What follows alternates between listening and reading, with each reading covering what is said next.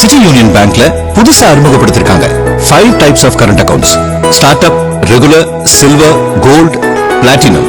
City union bank.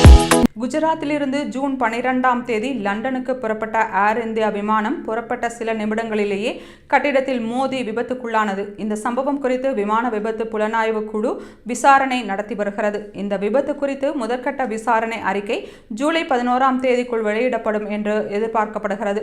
இதற்கிடையே அகமதாபாத் ஏர் India விமான விபத்து குறித்த ஃபிளைட் சிமுலேட்டர் சோதனையில் விமானத்தின் 2 என்ஜின்களும் செயலிழந்ததால் விபத்து நிகழ்ந்திருக்கலாம் என்ற கருத்துக்கு வலுவூட்டும் ஆதாரங்கள் கிடைத்தன.